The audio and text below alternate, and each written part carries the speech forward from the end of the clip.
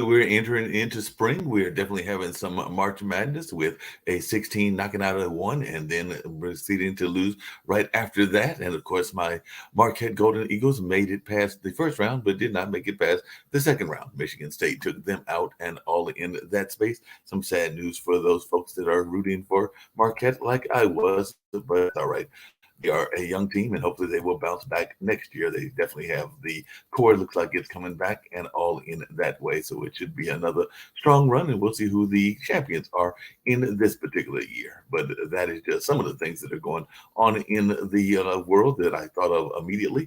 And of course, a lot of people are paying attention to Chat GPT and what it's doing. And of course, a lot of people are paying attention to the fact that Putin and Xi Jinping had a meeting. Xi was promoting China as a peacemaker on his first trip to Russia since the Ukraine invasion. So that is what he is saying.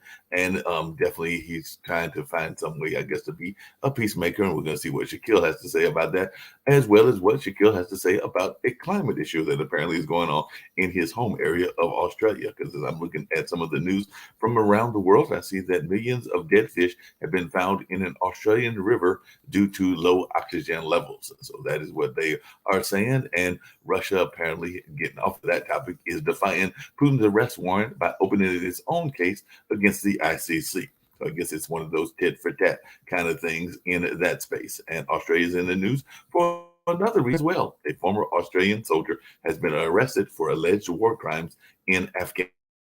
So it looks like Shaquille's area has made the news on a couple of fronts, and Israel soars to fourth place in the global happiness list. That's right. If you want to be happy, apparently you got to move to Israel because it is now one of the world's happiest countries, even though Finland has declared the happiest country for the sixth time in a row. And I'm going to find out if Shaquille has been to any of those countries. I'm sure he has been because he gets traveling the world. And we're going to find out very shortly where he's at right now.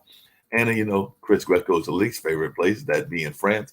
France's Macron faces a no confidence vote as protesters are arrested. And of course, there are strikes at refineries and things along those lines. So that is some of the things that I am seeing in the news. Of course, we're going to hear about some more news that is going on, including some news from Africa, because apparently there are 43,000 estimated dead in Somalia drought last year. So who knows what those numbers will look like in this year, because that's what they were estimating from last year. And spring equinox 2023, ancient tradition of renewal, echoes into the modern world.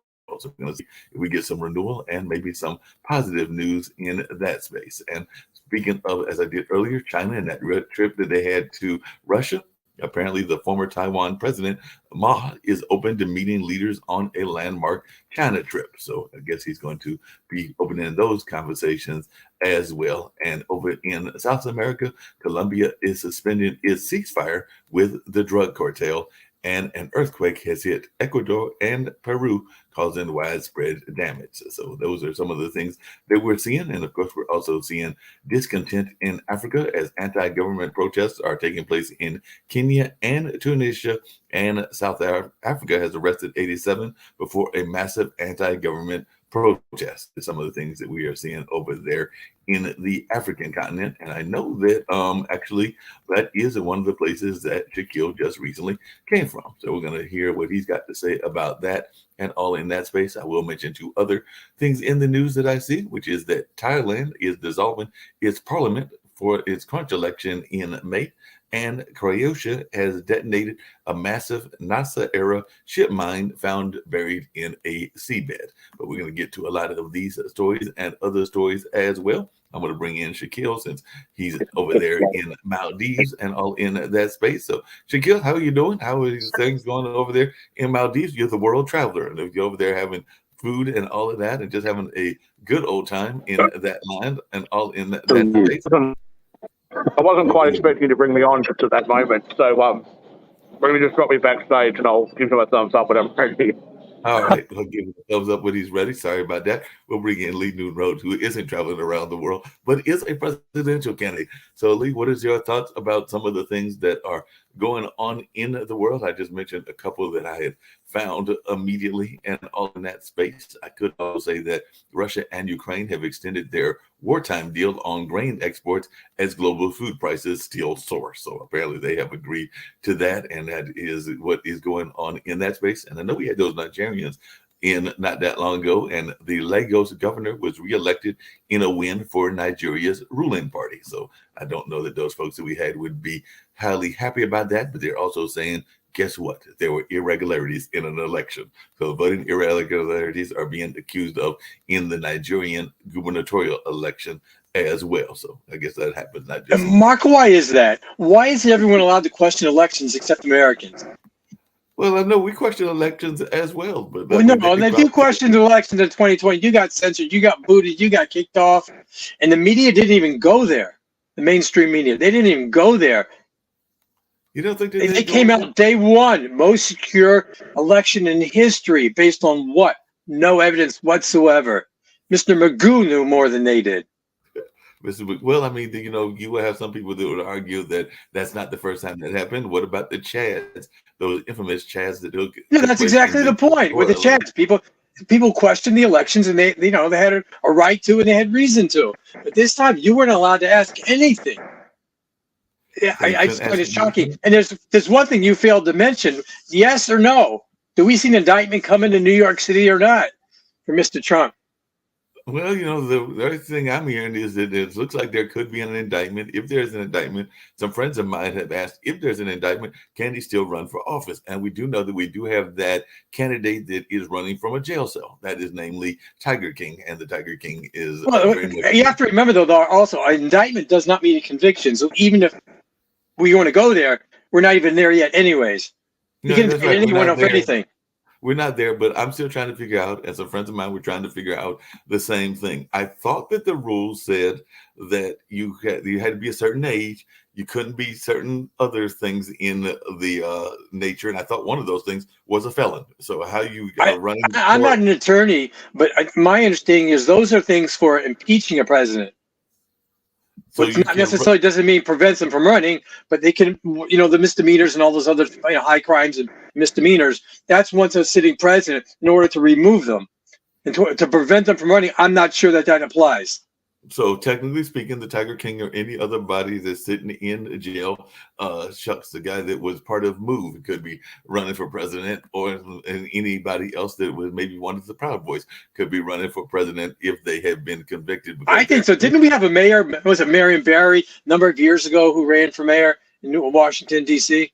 I think he ran and I think he won. And that was I think he won also. That was after his crack conviction. So that right, exactly. That is very much the case, and all in that space. So yeah, you might be right in that area. I'm going to see if Shaquille is ready. Also going to bring in Sasha as well, and we've also got Steve. And actually, we're going to bring in Steve first. And it looks like Sasha has bounced off and all in that space. Hey Sasha, I'm bringing in Sasha, but then I do have a question for Steve. Hey Steve, what are your thoughts about? Because the other story I was going to get to, the whole notion of there's a whole bunch of countries thinking about things you can or can't do that are like saying, hey, wait a minute, you can't have TikTok. And I know that there are certain people even on this network that are big fans of TikTok if you are working for the government. So the BBC has urged its staffs to delete TikTok from company devices. I think there have been several countries, including the European Union, those fine folks over there where Sashi is in Canada, now the United States, and a number of others that are saying that if you are a government employer, you cannot have TikTok on your phone and everything. So what's your thoughts about this? Is this something that you had to get rid of? Were you doing a lot of TikTok stuff?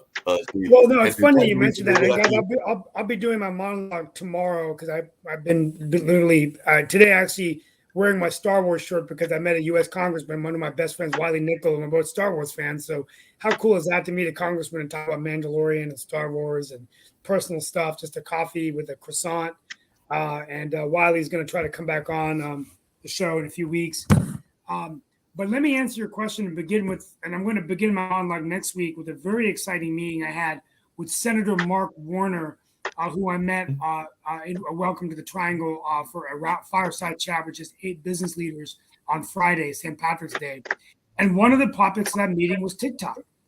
And I can't really talk about it because some of the stuff he was giving us was very private information from a U.S. senator because he chairs the Intelligence Committee. He's also was able to talk about Ukraine and different things. But it did come up during the conversation that I think most of us in the room agreed that there has to be some kind of ban of TikTok because of how it could be misused for for cyber attacks. And I know that Biden had an executive order, but even our governor of North Carolina has done an executive order banning TikTok on state devices. So TikTok can be used for positive ways. My own son, Ryan, during the COVID pandemic, got 400,000 followers on TikTok, training people on how to do art. And the radio actually interviewed him. So it can be used as a way to spread your message. But to answer your question, I think it is concerning. And with everything going on with China and the security concerns we have there, I think all things are on the table about, being very careful with what we're I'm sorry, doing. Steve, what is it about TikTok that's unique as opposed to any other social media platform?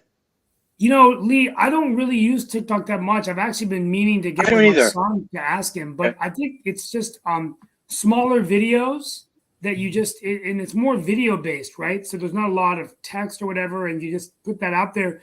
Jeff Jackson, a U.S. congressman, has done a TikTok video on the SVB bank bailout, and he received 1.2 million views in one day. A U.S. congressman who's probably going to run for attorney general. So it's a great way to get the message out quickly.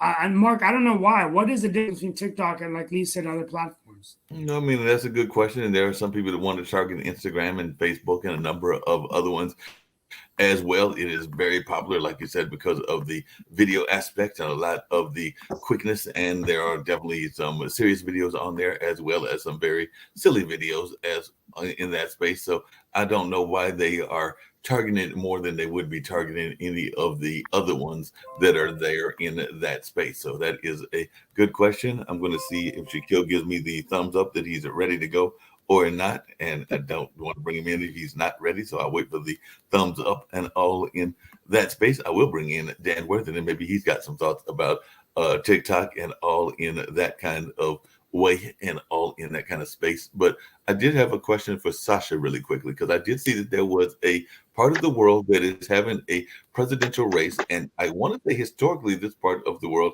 has been very much a socialist part of the landscape and all in that way. But it looks like that the socialists might be losing, because I don't know enough about Montenegro, but I do see that their veteran president will face a runoff on April 2nd against a pro-Western former economy minister after no candidate secured a 50% majority in a first round election on Sunday. So, as my understanding, and you can correct me if I'm wrong, that in the past, Montenegro has definitely gone more toward the socialistic side. But maybe this is another case of one of those countries that might be breaking off from that kind of control. So, I was just wondering if I am correct that in the past, Montenegro has been more of a socialist country, and now it might be moving more toward the Western style of politics. Or am I totally wrong?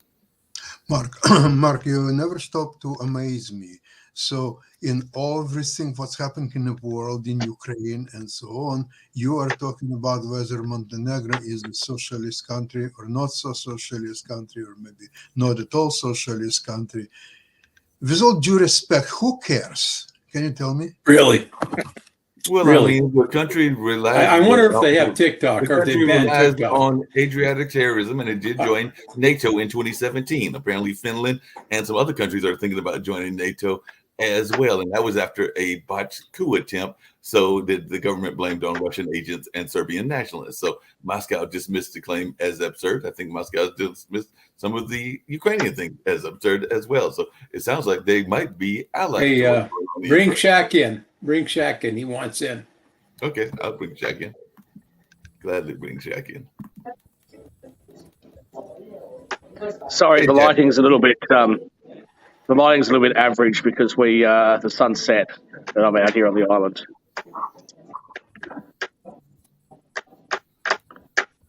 So what do you think about this notion that maybe I didn't need to bring it up and everything, because definitely there was about what has gone on in Montenegro after Russia's invasion of Ukraine last year. As a matter of fact, following that invasion, that's when Montenegro joined the EU sanctions against Moscow. So the Kremlin has placed Montenegro on its list of unfriendly states. And therefore, maybe they should be an ally of Ukraine, and maybe they need to be part of the discussion. Like I said, it wasn't in the Reuters that I found that story and everything, so it wasn't just me that brought it up as well. But I'll take your point, and I was going to get to some other things, including the EU seeking to provide 1 million artillery shells to Ukraine. So definitely that is in the news. And first thing I mentioned was this whole meeting with Xi and Putin and everything, and definitely folks can jump on that as well. Hey, real quickly, we have, because I leave in about 5 minutes. Sasha, any update for us on Ukraine, Russia? I think Ukraine hasn't done so well in the last 2 days because several days, if not weeks, Ukrainians were killing at least 1,000 Russians or more. In the last 2 days, it was only 700 each day. So maybe they need more ammunition, maybe they lack shells, artillery shells, or so on, because obviously I figured out if they would do just 1,000 a day, so 356 or 365,000 annualized. Okay, now we are talking about some production numbers, so they should keep on that level. Right now, Russia is busy with Chairman Xi or Emperor Xi, whatever you want to call him. Interesting what will result out of their talks. Obviously, Putin needs ammunition and weapons from China. And it's a big question whether China will dare to supply war criminals with more weapons to fight. Yeah, and I'll be talking about. Yeah, I'm going to be opening up my monologue with that tomorrow. Sasha, when you say would China dare, forget about the morals of it. If we just leave that aside for a moment, why, if they thought it was in their interest for whatever reason, why not? Who's going to stop them? I don't think that anybody is about to stop them. It's just the optics of that are not really great with the indictment of Mr. Putin. And so see... But, we in the West are so reliant on China that really the optics is, who cares? I mean, that's pretty much been US foreign policy for decades. The US has done all sorts of things that have not made them look great, but because the US has been so powerful, the rest of the world just has to suck it up. Well, the question is China so powerful? Is China so powerful that they can dismiss US interests and just do whatever they feel like? Pretty much. And this is important. Before I leave the show today, I think this is an important conversation. First of all, the other news we want to talk about this week is the Silicon Valley Bank bailout, but now Credit Suisse, which employs 50,000 people in the world, but many here in North Carolina, looking at projecting significant layoffs in the next few days, which is not in the area. Well, let's hold up. Hang on. Let's hold up a second here, Steve. So, Credit Suisse, although it's going to have an effect on the whole world, is really a Swiss and German problem. Sorry, but let me just ask you a question. Yeah. Let me ask you a question. Why are people in America now worried about layoffs? This is the plan, right? We talked about this last year. This is the plan. The plan is we're going to crush demand. We're not going to increase supply. We're going to crush demand. The plan is to make sure that the unemployment rate skyrockets. So, if you're complaining about layoffs, that's the current plan put forward by the Fed and the Treasury. That's their plan for dealing with inflation. So brace yourself, because there's a whole heap of pain coming your way. And it's not by mistake. It's not because of an economic cycle. It's by design. They are deliberately doing this. But Yeah. They're not even is making a secret about it. They is- said this last year that this is what they were planning on doing. But what I want to know is the rise of interest rates responsible for this banking crisis? Yes. The intent, that's why they're doing it. That's You know, what they're Jerome doing it Powell- for, Steve. That's the Jerome economics. Jerome Powell actually went in front of an open markets committee, I believe it was, and That's an said the amazing financial clip, sector Sakil. was fine. The financial sector was fine. There was no issues with interest rates increasing. There was no evidence that was going to cause any problems. And 3 days later, the bank collapsed. This Silicon Valley Bank collapsed. So why would we listen to them? They know exactly what they're doing. They're trying to assure people that there isn't a problem so that they can cause a maximum amount of pain in order to decrease demand. As I said, this is what they've said. This is not me like coming up with something random. This is what they said they're going to do, and now they're doing it. Hey, Yeah, Shaquille, and then you got Janet Yellen speaking out of both sides of her My mouth. last point, because I got to go. My last point, but it's going to be our conversation for tomorrow's show, and I look forward to being here tomorrow. Real quickly, I think it's important for us to look at United States foreign policy holistically, right? And Fareed Zakaria spoke yesterday on his show, but it was very interesting. He talked about kind of like how for many years the U.S. foreign policy was one that engaged with our adversaries, but did so in a way where we were able to make sure that the relationship that we had with those countries was stronger than the relationship that other countries had with themselves. So the example would be, we had the Cold War, we had detente with Russia. We talked about Bismarck and what Bismarck did many, many years ago to help with Germany. And it was called the Bismarckian strategy. And we're particularly with China, right? Where the relationship with Russia and China wasn't so good, but we eased relationships with Russia.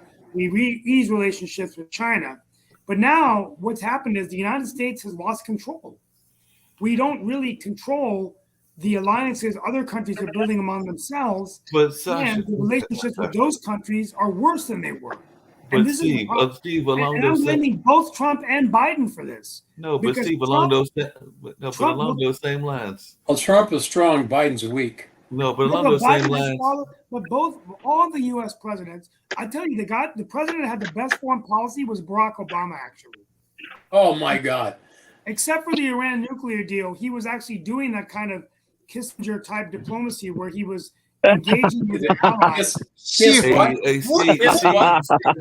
Steve, hold on a second, Steve. I am a big fan. Hold on a second, Steve. Hold on a second, Steve. I am a fan. What Obama did about that? What did he say? Has he done anything at all when the part of European country was annexed by Russia? And it violated, by the way, the Budapest I guess he didn't do everything right. US and UK and The Russia. bottom line is, U.S. foreign policy is messed up. I want to know whoever runs for president, whether it's Nikki Haley or whoever. Arab Spring.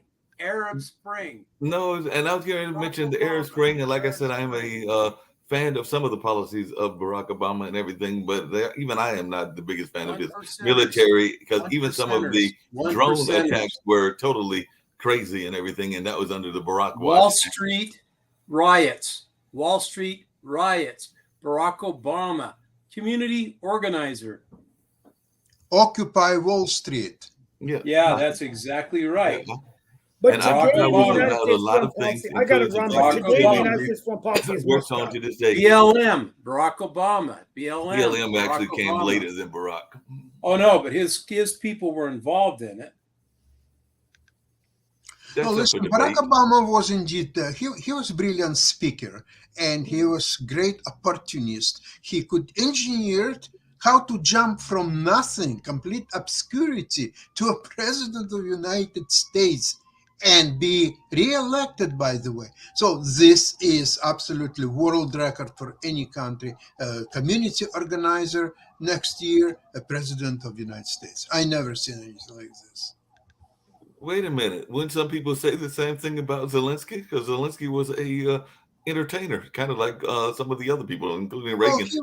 he was not an entertainer. X-rated, He was X-rated entertainer. Okay, let me explain to you something. He was one of Gay the most entertainer. successful showmen in Europe.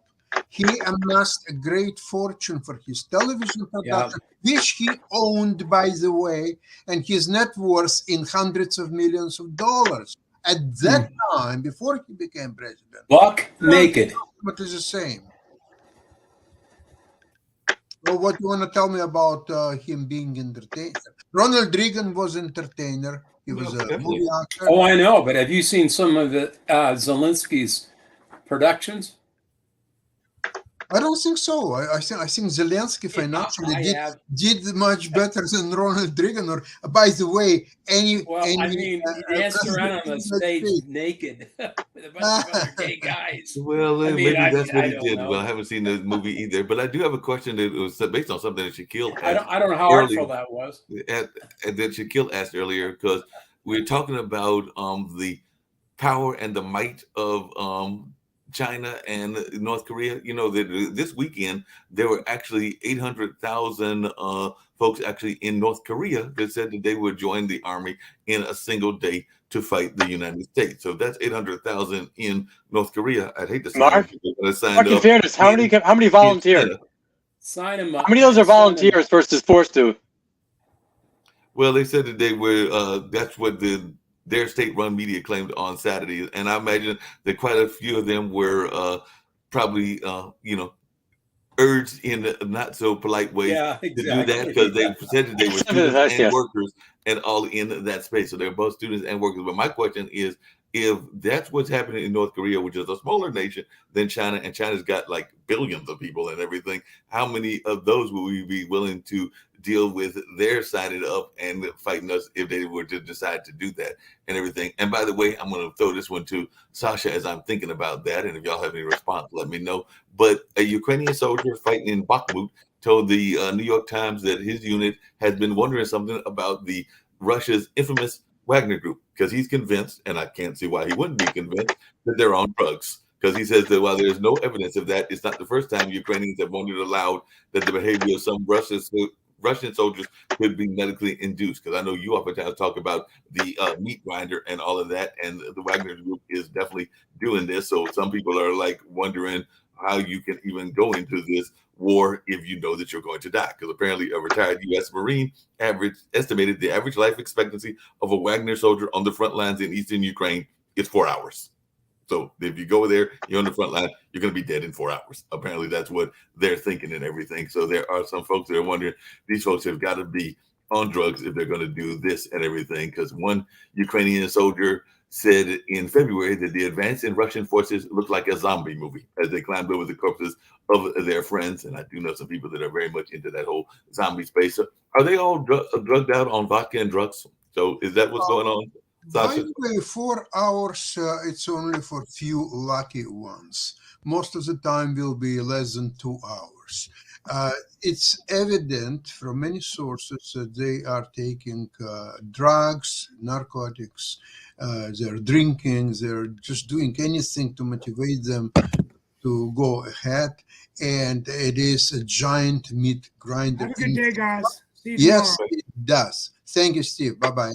So this meat grinder is working 24 hours a day. And one of the reasons why Ukrainians are not leaving Bakhmut, because it's really nothing. But strategically, it's wedged there. So once Ukrainian will go into attack, that will be very helpful, because that will not be able to allow Russians to create some kind of a front line, because Bakhmut is right in the middle of that. If you would see the map, you would understand what I'm talking about. So they're holding. And another thing is that this meat grinder is working successfully well. It kills last 2 days 700 people a day, but before at least 1,000, 1,040, 1,070, 1,065 or so on. Their daily information how many Russians were killed, most of them in Bakhmut, of course. I hope I answered your question, Mark. You did answer the question. So it does sound like they are definitely in that whole drug space, and they're just going out there and taking themselves to death and all in that space. I was going to get back to China, because I know that there's another part of the world that had some controversy, and there were some people that loved their foreign minister and loved their past president. There were others that were not the biggest fan of the past leader of New Zealand, but apparently the New Zealand foreign minister is going to meet their Chinese counterpart in Beijing. So is New Zealand going to be a Western nation that is going to help the folks over there in China and all in that space? Because I do know that there were some folks, including the folks on this network, that were not the biggest fans of the past leader of New Zealand and all in that space. But what's going on with New Zealand and the attempts to head over to China to alleviate some of the conversations and maybe get some support from China for their crisis? Because I'm sure they've got an economic crisis as well. Seems like there's economic crises all over the world. Hey, Mark, Can you bring up Shaquille for a minute, please? Yeah. Bring Shaquille.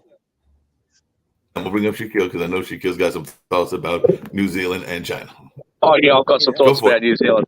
I am on holiday, so internet connection's a bit dodgy. So just keep an eye windy out there. Look, it's not that I don't hate Jacinda Ardern, but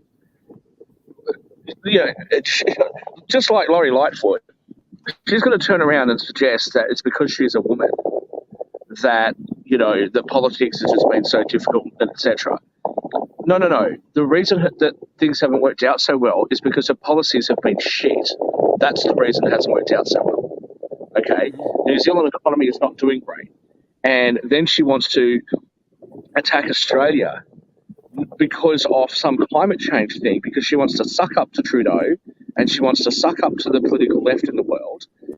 And she prefer to do that than to act in the best interest of New Zealand. And that's how she acted when she was the opposition leader. So, if she wants to go out there and try and make some sort of deal with China, New Zealand's a sovereign country, they can do what they like. But don't expect your other allies, like Australia, to support it. Yeah, that makes sense. I thought she was gone. She is gone. And why the hell? She is gone. And I tend to think the Labor Party will probably lose New Zealand at the upcoming election. But you've had COVID restrictions that were absurd. You had one case in the North Island, so they shut down the South Island. How does that make sense? You've got a policy right now that says we're going to restrict foreign investment into New Zealand in order to make house prices more accessible. Why don't you just give grants to young people so that they can get into the property market rather than having the property market slide? I've got family in New Zealand. In fact, most of my family lives in New Zealand. The property market's sliding. In a lot of areas, the property market's gone down. Why is that a good idea? Someone has to explain to me why that's a good idea, because I don't get it. And then she turns around and has the audacity to suggest that it's not because of those policies that she hasn't become popular. It's because she's a woman. Give me a break. It'll be interesting to see. We got to get some more women on here to address that and all in that space. We did have some last week and everything. I did see that Australia. Why do we look? I encourage women to come onto these shows, but why do we need a woman? What's a woman going to say? No, Shaquille, you're wrong. You're wrong. People would have loved to see their retirement accounts go down and their real estate prices go down. They would have loved to have had less money if only she was a man. Is that what a woman's going to say to me? Let's not bullshit each other. The policies were bad. They weren't popular. New Zealand is poorer as a result. That's why she's gone. But there have been some people on this show, including, I think, one of the founders of this whole network that has made the argument, and I'm not saying that they're right because I haven't done enough studies to see that they're right, that women leaders have had a better track record than man leaders in that space. And they use the whole compassion conversation as to the reason that they've had better luck. And like I said, I know that there have been some women-run countries that have not done that well, but I want to say that even some of the African countries are women-led and they're doing quite well. I want to say that one of the countries you visited, it might even be Kenya or Uganda. You can cherry pick. You can cherry pick whatever you like, Mark. The majority of the world lives in peace, right? And the majority of the world's run by men, so we're not all that bad. But you want to distill down very complicated issues to things like race and gender expression and all this sort of stuff. I'm not buying it. And I love Kimberly. I think she's a fantastic woman. If she has a different opinion, that's fine. She's entitled to it, but I don't agree. And hey, Kimberly, I know you're watching back there somewhere. Yeah, I know. It doesn't matter. There are some good women leaders. Margaret Thatcher was a good female leader. I mean, there are some male leaders that are good. There's some male leaders that suck. There's some female leaders that suck. Barack Obama sucked. I mean, so, as well as he spoke, yeah, he spoke elegantly, but just listen to his words, right? That's all you had to do to figure out where his bread was buttered. So, I mean, it's like Lori Lightfoot. She was light it both in the feet and the head. This prime minister in New Zealand, an idiot, poor decisions, right? It doesn't mean that it's because she's a woman she was an airhead. It wasn't the fact she was a woman. It's the fact she was a socialist and an idiot. I mean, and so sex doesn't come into this at all. I mean, I don't know, except Camilla slept her way up. But I mean, we won't. She had a better plan than Monica Lewinsky. What can I say? I don't know. This is all relative, right? Let's come back to Jacinda for a moment. When she was the opposition leader, she spent time on the floor criticising one of the political parties in Australia. Now, the party she was criticising is called the Liberal Party, which is, it's not really conservative, but it's the Conservative Party of Australia. Right? We have two major parties, the Liberals and the Labor Party. She is a member of the Labor Party in New Zealand. She spent time on the floor criticising the Australian Liberal Party. Why? If I criticise another country's politics, that's fine. I'm just a free citizen. I'm not a politician. If any of us do it, we're just normal citizens. But why would you, as a political leader in a country, representing your country, decide to interfere and criticise a particular political party? It would be wholly inappropriate if the Australian Prime Minister was to criticise the Republicans or the Democrats in the United States. Now, she did this on the floor, on the House floor. So she's actually taken up the time of the New Zealand taxpayer to do something, to bring up an issue that has nothing to do with New Zealand, that had nothing at all to do with the future of New Zealand, just because she wants to go on a gripe, to express some gripe about Australia. And you're What saying did that that have to there do with are New Zealand? And time again, her policies have been exactly that. They've been policies where it's not about what's in the interest of New Zealand. It's about whatever woke thing that she wants to be involved in. and you're saying that there. Not Hold on a everything that she second. did Hold was on a bad. second. She did accomplish a few things, but I think overall that her prime ministership was a failure, and I'm glad that she's gone. But hold on a second. You're saying that that's a abnormal thing, and I want to say that I've heard definitely politicians on both the left and the right make statements about parts of the world that they are not directly involved with. Now, some cases they are strategic allies and things of that nature. So I get it if you're going to talk about Israel and things in that space, but they've definitely talked about the parts of the world that are not necessarily But strategically we're not allied. talking about. I'm not talking about making comments in relation to developing countries or that sort of thing. Okay, let's look at the United States. You have a couple of issues which come up continually. Immigration is one of them at the moment. You have issues with healthcare. You have issues with your education system. You have issues with what the correct tax rate should be. You have issues in relation to gun rights. We as commentators can make comments about that, but if I was the representative of Australia or one of the Australian representatives, I would have absolutely no place whatsoever to, on behalf of Australia, represent a view about what America should do with its healthcare. That's none of my business. The United States is the country to determine what they're going to do in relation to their domestic politics. It is absolutely absurd for a political leader of another country to criticise one side of politics and not the other in another country, and not just some random country. We are New Zealand's closest ally. More money comes into New Zealand than from any other country. More tourism comes to New Zealand than any other country.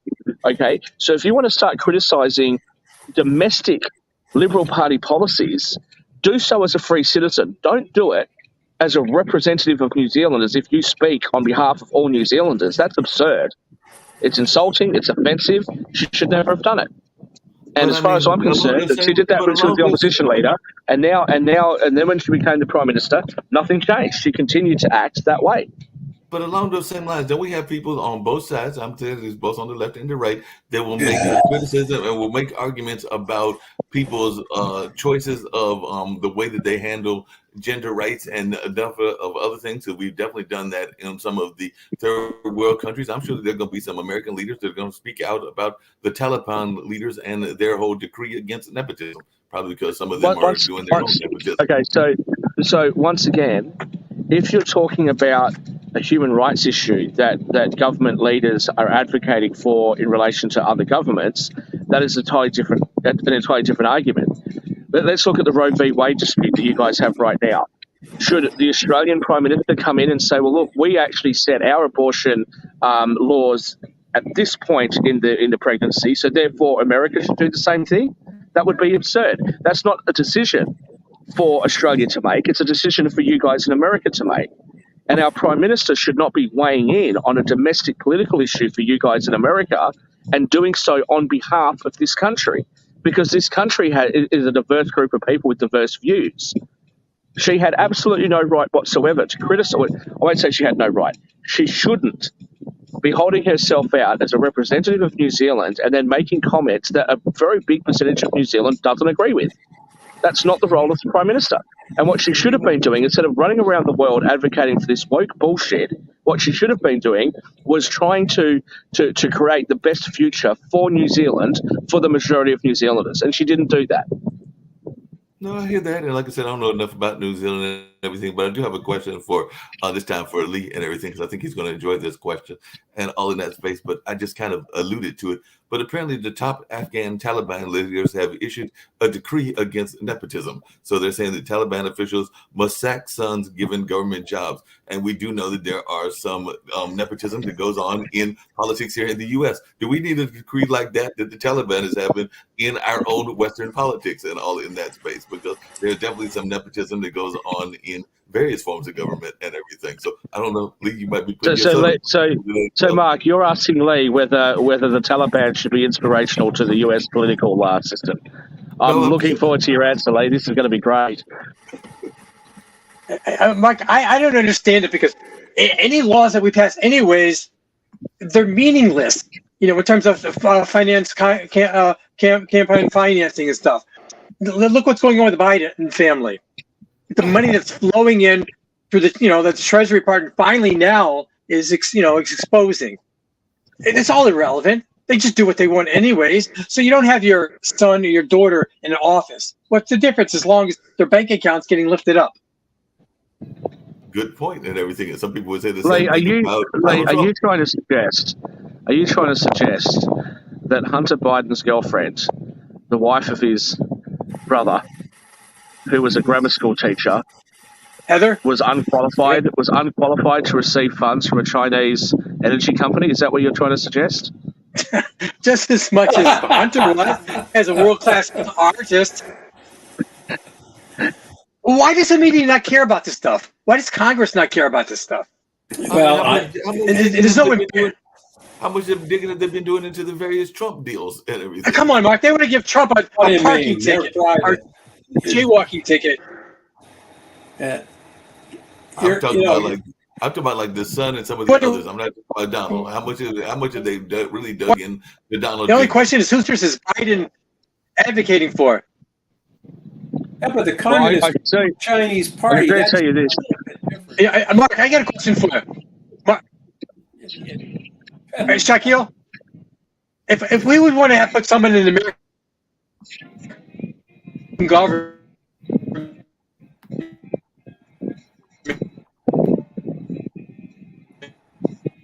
What's happening? Yeah, he froze. I don't know what's going on with Lee and everything. Who could he might have froze. ruin it quicker? Let's discuss something else. What do you think? Is Donald Trump will be handcuffed this week or not? No. Sasha, I have to say to you, and look, we all know how you feel about Donald Trump. Just leave your own feelings aside for a minute. I have to say that if he is correct that he does get arrested, I don't think that that's a good play for the Democrats. I really think that would turn him into a political martyr. I think that would really invigorate his base a lot more. I think that he would actually spin that into something positive. So I think that him being arrested tomorrow I don't see that being a good political move for the Democrats. And they're talking about, having him in handcuffs and all that sort of stuff. Again, I don't think they would. But if they did, if they were to put handcuffs on him, do the perp walk, release mugshots off him, that sort of thing, I think that would be I think that would backfire on them. And I think that they're probably trying to do the calculation here, because that would be a really dangerous move. I would suggest. Shekil, so you're not strong believer in the independent American justice? No? Sorry, say that again, Sasha. I missed it.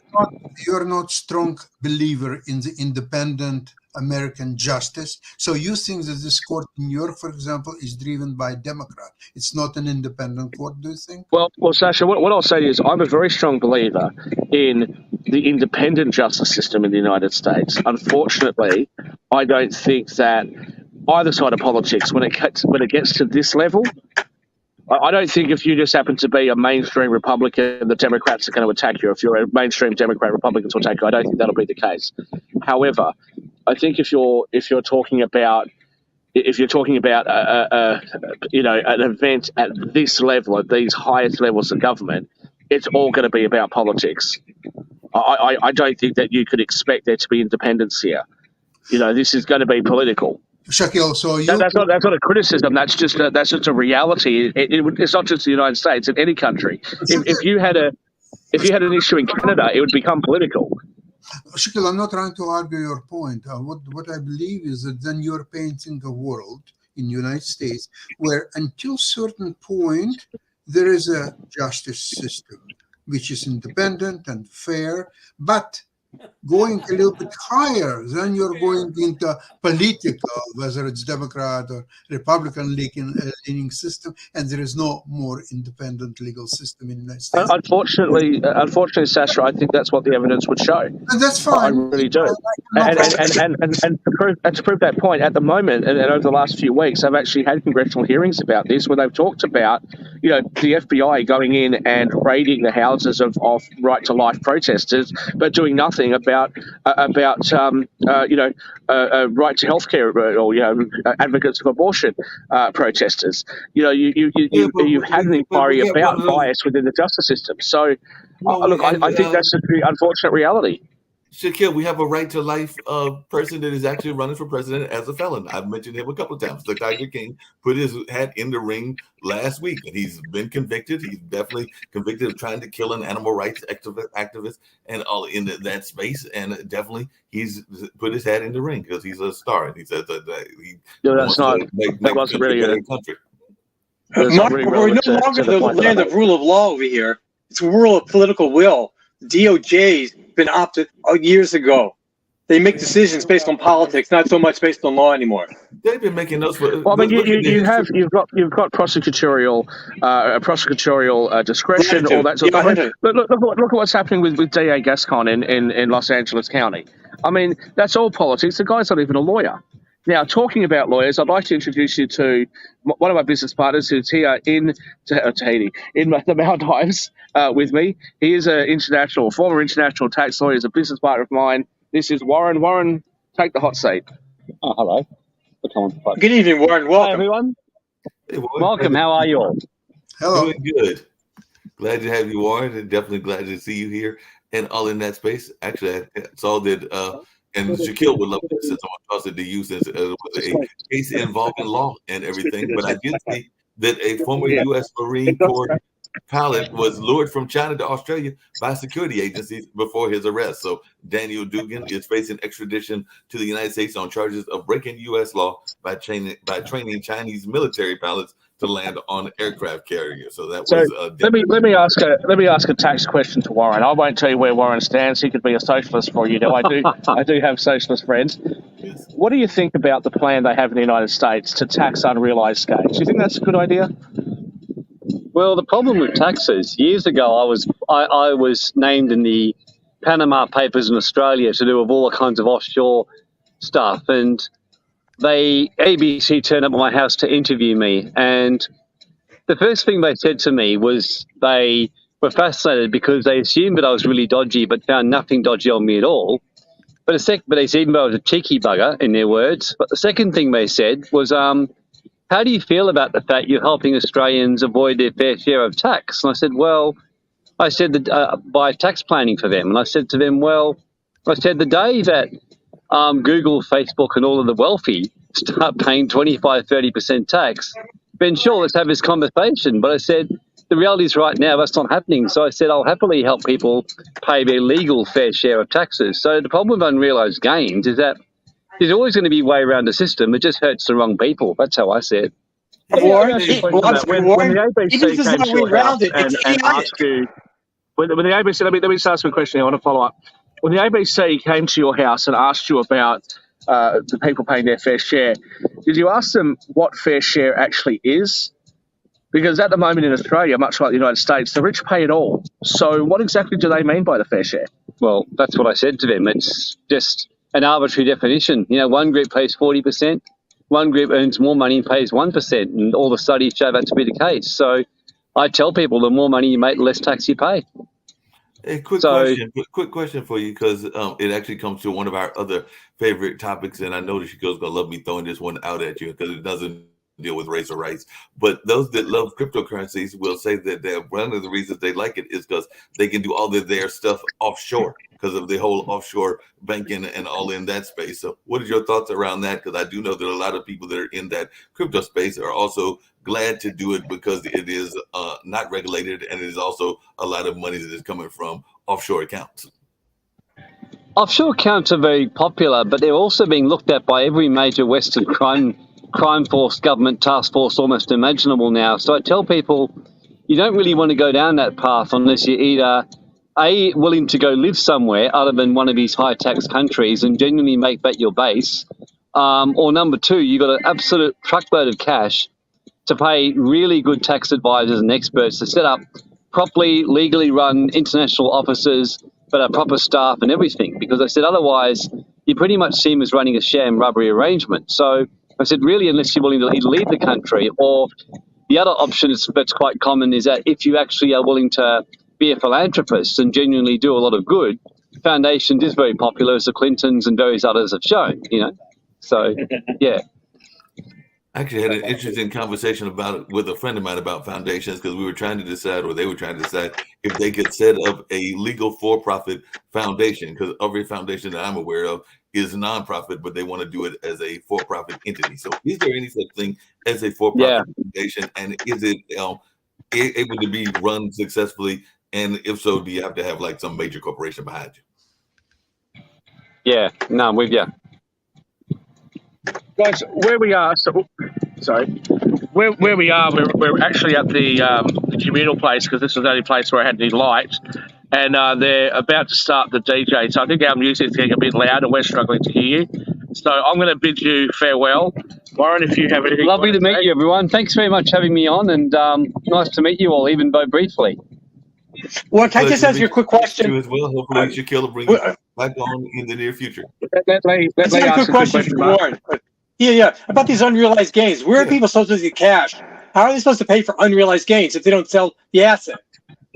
Well, that's the whole point. Yeah, it's a very good question, because if I had made a capital gain unrealized and then I'm totally being taxed on it, I mean, I'd have to sell the asset most likely, or borrow over it. So it's kind of a bit stunning for me. I mean, when I first was told that was being proposed, I said, don't be ridiculous. I said, why would any government do that? Well, the question becomes, what happens if the asset price falls?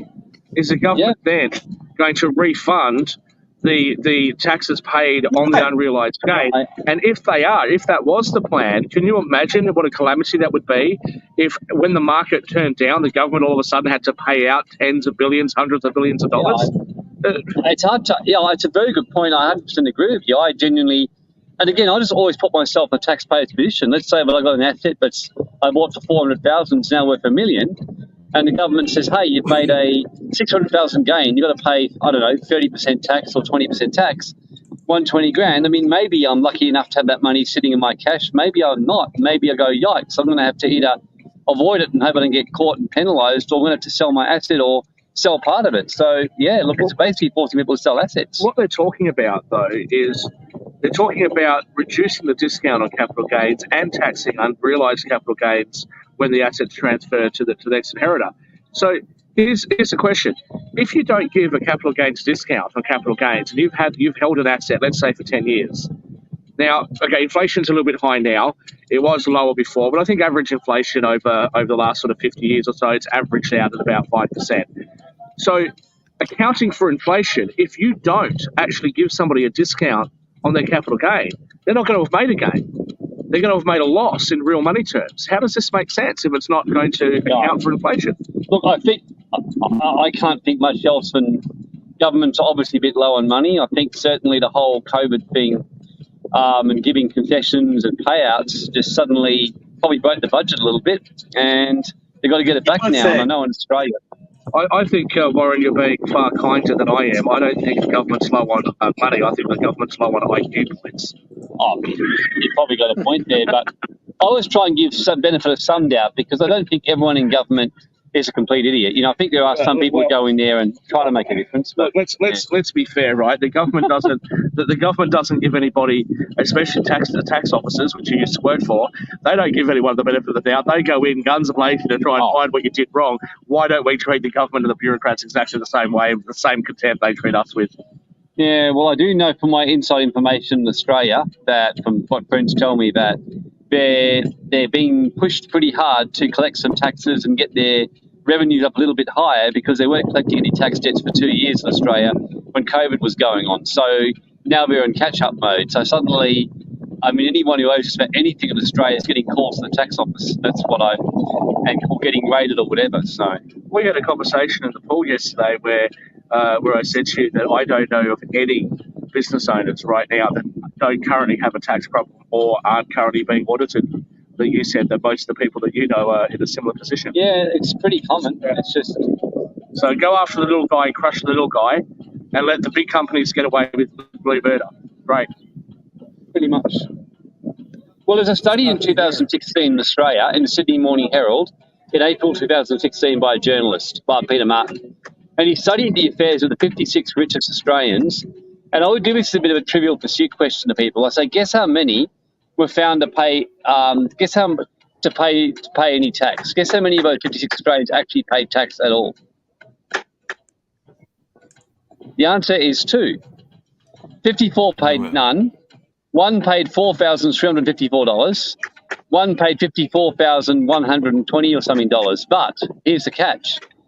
On average, they paid $1.7 million per year to tax and financial advisors. Now, that in itself tells you how the system works. Yeah. Makes a lot of sense and everything. Is that the issue that I have, Warren? I'm only spending $1 million a year on taxes. I should be spending more. Yeah, you got to pay me. You got to pay me twice as much. I've been underpaying. You've been underpaying your advisor. That's the problem. That's the whole problem. You've been underpaying your advisor. Hey, Sasha, I know we're getting ready to wind down and everything, but I did have a quick question for you and everything. And we're going to go, guys. Mark, thanks for the link for economics. See you guys. Yeah, it's good to see you. Warren, nice to meet you. Yeah, pleasure to meet both of you.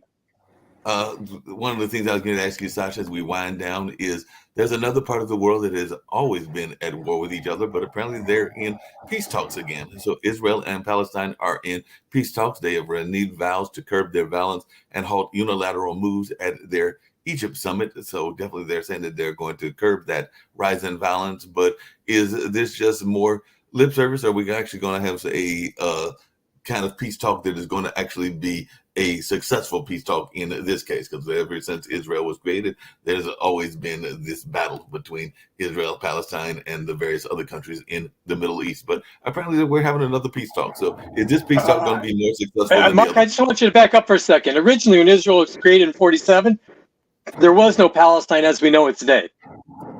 There was Jordan, but there wasn't Palestine. Am I wrong? I don't think there was a Palestine, but Palestine, well, that's a whole biblical conversation as to whether they're trying to create the original Palestine or whether there is a need for an independent Palestine state or a number of other things that we can get into a bigger debate later and everything. I just want to know if there's going to be peace. And Sasha has definitely studied a lot of things in the world and definitely knows a little bit about Israel. So, Sasha, are we going to get peace on this time around, or is this just going to be another one that'll be broken by one side or the other? Okay, first of all, let me address Lee's question about Palestine. Yes. What is a Palestine? Its original word is Palestina. It's not an Arab word. It's not Middle Eastern word. Palestina was primarily a Greek. The country is the same, mind you, same what is today called Palestine or whatever it might be, and Palestina 2,000 years ago, the territory is the same. Different country, different people, different religions, different language. There is nothing in common, period. So essentially, when England was leaving its mandate over Palestina, because the name was still Palestina, coming back from 2,000 years ago, there was no country of Palestine. There was no nation of Palestine. They were all Arabs, same as living in Saudi Arabia, same as living in Egypt and many other places. And the mandate, what they were leaving, that there will be on that territory two independent countries. One is Israel, one is Palestine. Okay, so Israel actually fulfilled its mandate. It's created independent country. Now the Palestine never did so, because what they were complaining is that they want Israel is thrown away to the sea, and then on the common territories, they will build some kind of a country, some kind of a government, and so on. Now, that never happened. There were 6 wars, if I'm not mistaken. And all of them, that's right, yeah, all of them, Israel won, one way or another. So now the situation is this, the Palestinians, they can live in peace with Israel. There is no problem at all. In fact, Israel could help them a big time. But they have a few radicals who are being paid money to do the terrorist acts and to destroy any kind of peace that could be there. And unless Palestine people will understand that and will stop housing them, because a lot of Palestinians are being killed. I'm sorry, Sasha, is it the people or is it the government? Oh, it's the people. People must say enough is enough. We want to be in peace with Israel. We want to build our own country and so on. Hell with you, terrorists, out. Peace instantly. There is no problem. Sasha, is there not an Israeli terrorist group as well? Because some people would say that is part of what Zionism is. I'm not saying it is. Mark, stop it. Come on. Mark, you don't see Israelis blowing up pizza shops in Gaza. You don't see them blowing up kindergartens. You don't see them blowing up school buses. You don't see that. You see, unfortunately, children being killed when they use them in shields or accidentally, but not intentionally, and not by random citizens of Israel. You don't see that. Majority of the Palestinians, I will bring on some people that make arguments that are Palestinians. They would make arguments against that. They would, and actually, I did interview one guy that has a like a area to educate people on both sides and everything. So he. And Mark, you don't have the schools in Israel, educating these kids, if you want to call it educating, how to blow up the other side. You don't do that. But you see that in Gaza. You see the hatred. And there is some conversation as to whether you see streets named after terrorists. You see terrorists paid, their families paid after they're blown up for these suicide bombers to reward these families. There are some people that would say that there is radical aspects of Israel as well, and I'm not saying that there are not severe radical aspects of Palestine Mark, I got a solution. Go strap a bomb to your ass and go bomb somebody if you advocate that. It's stupid. No, I'm not going to do that. But there are people that have the right to do that as well. And they have a right to do it. And I'm saying there are people on the right, as in the right. On the right. He said on the right. Huh? Yeah. Wait, Mark, what you're saying is there are whack jobs on both sides, and I'll grant that. I'm saying. But it's not the country, it's not the system, it's not the educational system, it's not the vast majority of people. Israel doesn't name streets after terrorists. I don't think it's the vast majority of Palestinians, which is what Sasha just said. I don't think it's the vast majority of Palestinians. I also don't think it's the vast majority of Israelis. But it's a top down, Mark. It's a top down in the Palestinians. They should kick the bums out. Send them over to Jordan or over to Iran. Get them out of the Palestinian area. They're just probably I would say they've kicked some of the bumps out of Israel that are radicals as well. But I do think that there are some radicals in Israel. Mark, can you tell me who are the radicals in Israel, and can you name any terrorist act that they have committed anywhere? Off the top of my head, no, but if I was to talk to one of my good Thank friends you. from the Mark, PLO, do I you could, know, yeah, I could give you okay, several folks that would Mark, give you do you examples. know You asked me specific. do you know That's the like asking, do I math? know members of the ANC? Okay, But I don't know any Mark, members of the here's ANC, a but math I class in support some of what the Palestine. ANC did. A math class in Yeah. Palestine. The teacher says, okay, children, here's a problem you have to solve. Muhammad in the morning killed 2 Israelis, and in the afternoon he killed 3 Israelis. How many Israelis Muhammad has killed during the day? And children have to figure out. So it's kind of an innocent exercise. So 2 plus 3 will be 5. But there is a huge political connotations that instills in children the belief that Muhammad is the right guy. Muhammad killed 2 people in the afternoon, and then 3 people in the evening. So let's be like Muhammad. He's a great guy. Any comments? As if there are not extremists on the Christian side, the Hindu side, and a number of other sides as well. So there have been terrorists and kind of radicals in that side with a lot of warped thoughts in the past. I mean, let's look at the Christian and you started with the idea that there must be some kind of a peace between Israel and Palestine. So how you can make a peace with a country that it teaches its kids to terrorists right from the first grade when they're 6-7 years old? Mark, can we respond to something Sasha said? Sasha brought up an expression, from the river to the sea. What does that mean, Mark? From the river to the sea? I mean, yeah, what does that mean? Well, it depends. If you're talking about the radical view, that means that they want the entire captivity of the whole area and everything. But they don't want Israel to exist. Well, there are some that would definitely agree that you can have a coexistence between the two and everything. It's not what Iranians want. Iranians want Israel to cease to exist. And Hezbollah, which is the right hand of Iran, and they're very active in Palestine and many other territories over there, they are of exactly the same kind. Criminals. So the goal of these people is to cease Israel to exist. Okay, how you and there are some people on Israel that would love to see every just like you have talked about every Russian disappearing. There are some people on Israel that would like to not have a person that existed in that is of Palestinian descent and everything. And I know Mark, that I don't think that's right. I'll tell you, you are too intelligent person to believe in what you just said. Yeah, that's just naive. 97%. Naive. That's what I've heard. I've heard people say that 97% of the Palestinians coexist in peace with Israel and like it that way. And Israel, they're brothers. I mean, they're from the same. Dan, and when asked what government they would rather live under the Palestinian or the Israeli, they choose the Israeli. Yeah, and it's because it's more stable, and it's more fair, and that's exactly why. Okay, so they're all children of Abraham, and they know that. And for the most part, they want to coexist. They want to have peace. It's a few crazies that don't. And they're funded by Iran and others that have a political agenda. And so I don't know how you can even possibly support, and you sound like you're supporting this.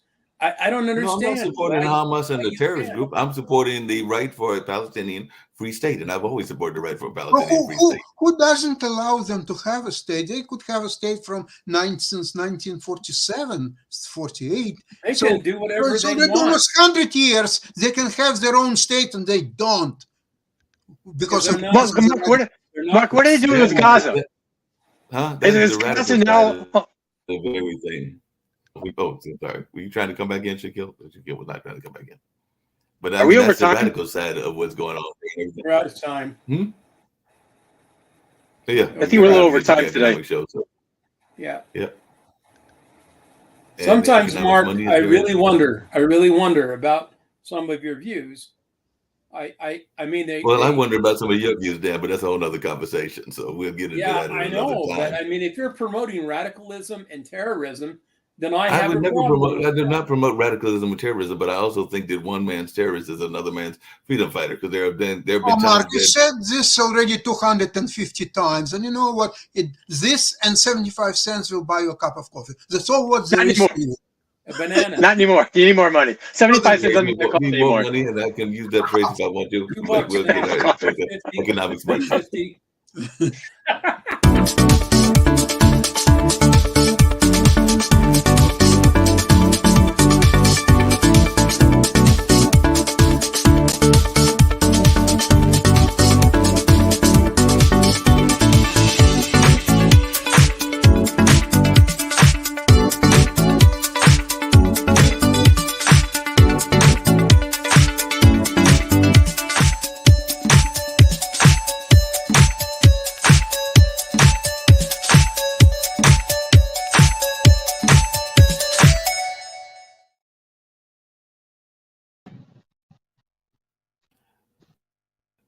I got to hold on a second. I did not hit the button. Hold on. Don't go anywhere.